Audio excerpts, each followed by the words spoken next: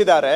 ನಾವು ಅದನ್ನು ಸ್ಟಡಿ ಮಾಡ್ತಾ ಇದ್ದೇವೆ. ಏನಾಗಿದೆ, ಪಡ ಬೀಳು ಇವರು ಕೆಲವರು ಸುಮಾರು ಜನ ಪೊಸಿಷನ್ ಬಿಟ್ಬಿಟ್ಟಿದ್ದಾರೆ. ಅದರಲ್ಲಿ ಸ್ವಲ್ಪ ತದನಂತರದ ದಿನಗಳಲ್ಲಿ ಕೆಲವು, ಎಲ್ಲನೂ ಅಲ್ಲ, ದಯವಿಟ್ಟು ತಪ್ಪು ಅರ್ಥ ಮಾಡ್ಕೋಬೇಡಿ, ನಾ ಹೇಳೋದನ್ನು ಸಮಗ್ರವಾಗಿ ಅರ್ಥ ಮಾಡ್ಕೊಳ್ಳಿ. ಕೆಲವು ಫಾರೆಸ್ಟ್ಗೆ ಗ್ರ್ಯಾಂಟ್ ಆಗಿದೆ, ಕೆಲವು ಸರ್ಕಾರಿ ಕಚೇರಿಗಳಿಗೆ, ಸ್ಮಶಾನಕ್ಕೆ ಅಥವಾ ಬೇರೆ ಬೇರೆ ಸಾರ್ವಜನಿಕ ಉದ್ದೇಶಕ್ಕೆ ಗ್ರ್ಯಾಂಟ್ ಆಗಿದ್ದಾವೆ ಕೆಲವೆಲ್ಲ. ಸೊ ಇನ್ನು ಕೆಲವು ಅವರು ಪೊಸಿಷನಲ್ಲಿ ಇಲ್ಲ, ಬಿಟ್ಬಿಟ್ಟಿದ್ದಾರೆ. ಈ ರೀತಿಯಾಗಿ ಇದೆ. ಸೊ ಇದನ್ನೆಲ್ಲ ನಾವು ಫಸ್ಟು ಅಸೆಸ್ಮೆಂಟ್ ಮಾಡಿ ಯಾರು ಕಲ್ಟಿವೇಷನಲ್ಲಿ ಇದ್ದಾರೆ ಅವ್ರದ್ದು ಕನ್ಸಿಡರ್ ಮಾಡುವಂಥದ್ದು ಒಂದು ತೀರ್ಮಾನ ಮಾಡಬೇಕಾದ್ರೆ ಅದಕ್ಕೆ ಮೊದಲು ಏನೆಲ್ಲ ಆಗಿದೆ ಇದರಲ್ಲಿ ಅನ್ನೋದನ್ನ ಫಸ್ಟ್ ನಾವು ಕ್ಲಿಯರ್ ತಗೋಬೇಕು. ಇಲ್ಲ ಅಂತ ಹೇಳಿದ್ರೆ ನಾಳೆ ನಾವೇನಾದರೂ ಈಗ ಇದನ್ನು ಯಾವುದೂ ಮ್ಯಾಪ್ ಮಾಡದೆ, ಇದನ್ನು ಯಾವುದೂ ಅಸೆಸ್ ಮಾಡದೆ ಒಂದೇ ಬಾರಿ ಅಪ್ಲಿಕೇಶನ್ ಕೊಟ್ಟರೆ ಇದರಿಂದ ಇನ್ನೂ 100 ಪಟ್ಟು ಸಮಸ್ಯೆ ಜಾಸ್ತಿ ಆಗುತ್ತೆ. ಯಾಕಂದರೆ ಏನೇನಾಗಿದೆ ಪಡ ಲ್ಯಾಂಡ್ಸು ಅನ್ನೋದು ಫಸ್ಟು ನಮಗೆ ಐಡಿಯಾನೇ ಇಲ್ವೇ ಕೊಟ್ಬಿಟ್ರೆ ಅವೆಲ್ಲ ರಿಸ್ಟೋರೇಷನ್ಗೆ ಹಾಕ್ಕೊಂಡ್ರೆ ಅರ್ಜಿ, ನಾಳೆ ಇದರಿಂದ ಭಾಳ ದೊಡ್ಡ ಸಮಸ್ಯೆ ಆಗುತ್ತೆ. ಸ್ಟಡಿ ಮಾಡ್ತಾ ಇದ್ದೇವೆ. ಇದೆಲ್ಲ ಈ ಬಗರುಕುಮ್ದೆಲ್ಲ ಮುಗಿದ ಮೇಲೆ ಅದ್ರ ಬಗ್ಗೆ ಒಂದು ತೀರ್ಮಾನ ಮಾಡ್ತೇವೆ ಅಂತ ಹೇಳಲಿಕ್ಕೆ ಬಯಸ್ತೇನೆ. ಎರಡನೇದು, ಗೋಮಾಳ ಅವರು ಮಾನ್ಯ ಶಾಸಕರು ಹೇಳಿದರು ಡಿ ಸಿಗೆ ಕೊಟ್ಟಿದ್ದಾರಂತೆ. ನಾನು ಬಂದ ಮೇಲೆ ನಮ್ಮ ಸರ್ಕಾರ ನಾನು ಯಾವುದು ಡಿ ಸಿಗೆ ಕೊಟ್ಟಿಲ್ಲ.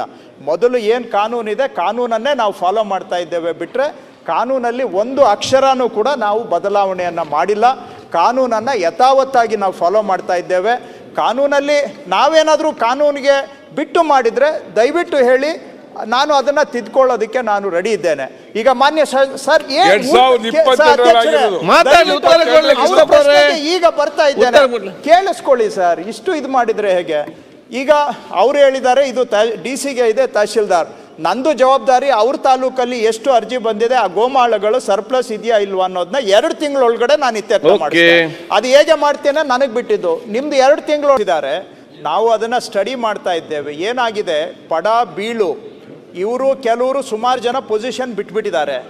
ಅದರಲ್ಲಿ ಸ್ವಲ್ಪ ತದನಂತರದ ದಿನಗಳಲ್ಲಿ ಕೆಲವು, ಎಲ್ಲನೂ ಅಲ್ಲ, ದಯವಿಟ್ಟು ತಪ್ಪು ಅರ್ಥ ಮಾಡ್ಕೋಬೇಡಿ, ನಾ ಹೇಳೋದನ್ನು ಸಮಗ್ರವಾಗಿ ಅರ್ಥ ಮಾಡ್ಕೊಳ್ಳಿ. ಕೆಲವು ಫಾರೆಸ್ಟ್ಗೆ ಗ್ರ್ಯಾಂಟ್ ಆಗಿದೆ, ಕೆಲವು ಸರ್ಕಾರಿ ಕಚೇರಿಗಳಿಗೆ, ಸ್ಮಶಾನಕ್ಕೆ ಅಥವಾ ಬೇರೆ ಬೇರೆ ಸಾರ್ವಜನಿಕ ಉದ್ದೇಶಕ್ಕೆ ಗ್ರ್ಯಾಂಟ್ ಆಗಿದ್ದಾವೆ ಕೆಲವೆಲ್ಲ. ಸೊ ಇನ್ನು ಕೆಲವು ಅವರು ಪೊಸಿಷನಲ್ಲಿ ಇಲ್ಲ, ಬಿಟ್ಬಿಟ್ಟಿದ್ದಾರೆ. ಈ ರೀತಿಯಾಗಿ ಇದೆ. ಸೊ ಇದನ್ನೆಲ್ಲ ನಾವು ಫಸ್ಟು ಅಸೆಸ್ಮೆಂಟ್ ಮಾಡಿ ಯಾರು ಕಲ್ಟಿವೇಷನಲ್ಲಿ ಇದ್ದಾರೆ ಅವ್ರದ್ದು ಕನ್ಸಿಡರ್ ಮಾಡುವಂಥದ್ದು ಒಂದು ತೀರ್ಮಾನ ಮಾಡಬೇಕಾದ್ರೆ ಅದಕ್ಕೆ ಮೊದಲು ಏನೆಲ್ಲ ಆಗಿದೆ ಇದರಲ್ಲಿ ಅನ್ನೋದನ್ನ ಫಸ್ಟ್ ನಾವು ಕ್ಲಿಯರ್ ತಗೋಬೇಕು. ಇಲ್ಲ ಅಂತ ಹೇಳಿದ್ರೆ ನಾಳೆ ನಾವೇನಾದರೂ ಈಗ ಇದನ್ನು ಯಾವುದೂ ಮ್ಯಾಪ್ ಮಾಡದೆ, ಇದನ್ನು ಯಾವುದೂ ಅಸೆಸ್ ಮಾಡದೆ ಒಂದೇ ಬಾರಿ ಅಪ್ಲಿಕೇಶನ್ ಕೊಟ್ಟರೆ ಇದರಿಂದ ಇನ್ನೂ 100 ಪಟ್ಟು ಸಮಸ್ಯೆ ಜಾಸ್ತಿ ಆಗುತ್ತೆ. ಯಾಕಂದರೆ ಏನೇನಾಗಿದೆ ಪಡ ಲ್ಯಾಂಡ್ಸು ಅನ್ನೋದು ಫಸ್ಟು ನಮಗೆ ಐಡಿಯಾನೇ ಇಲ್ವೇ ಕೊಟ್ಬಿಟ್ರೆ ಅವೆಲ್ಲ ರಿಸ್ಟೋರೇಷನ್ಗೆ ಹಾಕ್ಕೊಂಡ್ರೆ ಅರ್ಜಿ, ನಾಳೆ ಇದರಿಂದ ಭಾಳ ದೊಡ್ಡ ಸಮಸ್ಯೆ ಆಗುತ್ತೆ. ಸ್ಟಡಿ ಮಾಡ್ತಾ ಇದ್ದೇವೆ. ಇದೆಲ್ಲ ಈ ಬಗರುಕುಮ್ದೆಲ್ಲ ಮುಗಿದ ಮೇಲೆ ಅದ್ರ ಬಗ್ಗೆ ಒಂದು ತೀರ್ಮಾನ ಮಾಡ್ತೇವೆ ಅಂತ ಹೇಳಲಿಕ್ಕೆ ಬಯಸ್ತೇನೆ. ಎರಡನೇದು, ಗೋಮಾಳ ಅವರು ಮಾನ್ಯ ಶಾಸಕರು ಹೇಳಿದರು ಡಿ ಸಿಗೆ ಕೊಟ್ಟಿದ್ದಾರಂತೆ. ನಾನು ಬಂದ ಮೇಲೆ ನಮ್ಮ ಸರ್ಕಾರ ನಾನು ಯಾವುದು ಡಿ ಸಿಗೆ ಕೊಟ್ಟಿಲ್ಲ. ಮೊದಲು ಏನು ಕಾನೂನಿದೆ ಕಾನೂನನ್ನೇ ನಾವು ಫಾಲೋ ಮಾಡ್ತಾ ಇದ್ದೇವೆ ಬಿಟ್ಟರೆ ಕಾನೂನಲ್ಲಿ ಒಂದು ಅಕ್ಷರನೂ ಕೂಡ ನಾವು ಬದಲಾವಣೆಯನ್ನು ಮಾಡಿಲ್ಲ. ಕಾನೂನನ್ನು ಯಥಾವತ್ತಾಗಿ ನಾವು ಫಾಲೋ ಮಾಡ್ತಾ ಇದ್ದೇವೆ. ಕಾನೂನಲ್ಲಿ ನಾವೇನಾದರೂ ಕಾನೂನಿಗೆ ಬಿಟ್ಟು ಮಾಡಿದರೆ ದಯವಿಟ್ಟು ಹೇಳಿ, ನಾನು ಅದನ್ನು ತಿದ್ಕೊಳ್ಳೋದಕ್ಕೆ ನಾನು ರೆಡಿ ಇದ್ದೇನೆ. ಈಗ ಮಾನ್ಯ ಸರ್ ಈಗ ಬರ್ತಾ ಇದ್ದೇನೆ, ಕೇಳಿಸ್ಕೊಳ್ಳಿ ಸರ್. ಇಷ್ಟು ಇದು ಮಾಡಿದರೆ ಹೇಗೆ? ಈಗ ಅವ್ರು ಹೇಳಿದ್ದಾರೆ ಇದು ಡಿ ಸಿಗೆ ಇದೆ, ತಹಶೀಲ್ದಾರ್. ನಂದು ಜವಾಬ್ದಾರಿ ಅವ್ರ ತಾಲೂಕಲ್ಲಿ ಎಷ್ಟು ಅರ್ಜಿ ಬಂದಿದೆ, ಆ ಗೋಮಾಳಗಳು ಸರ್ಪ್ಲಸ್ ಇದೆಯಾ ಇಲ್ವಾ ಅನ್ನೋದನ್ನ 2 ತಿಂಗಳೊಳಗಡೆ ನಾನು ಇತ್ಯರ್ಥ ಮಾಡ್ತೇನೆ. ಅದು ಹೇಗೆ ಮಾಡ್ತೇನೆ ನನಗೆ ಬಿಟ್ಟಿದ್ದು. ನಿಮ್ದು 2 ತಿಂಗಳು